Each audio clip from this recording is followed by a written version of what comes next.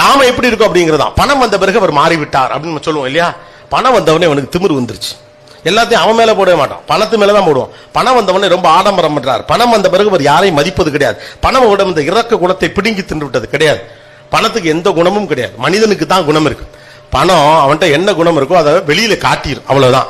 அவன் ஏற்கனவே இரக்கம் இல்லாதவனாக இருந்தால் பணம் வந்த பிறகு அவன் இரக்கம் இல்லாதவன் என்பது தெளிவா தெரிஞ்சிடும். ஏற்கனவே அன்பானவனாக இருந்தால் அவன் பணம் வந்த பிறகு எல்லோருக்கும் கொடுத்து உதவுவான், அப்ப ரொம்ப அன்பானவன் தெரிஞ்சிடும்.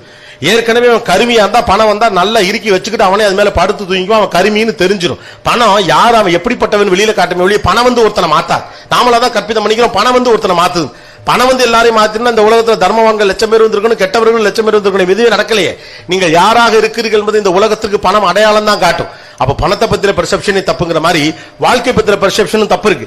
உங்க மனசுக்குள்ள கோபம் இருக்குன்னு வச்சுக்கோங்களேன், இந்த உலகத்துல நடக்கிற எல்லாமே சரியில்லைன்னு தோணும்.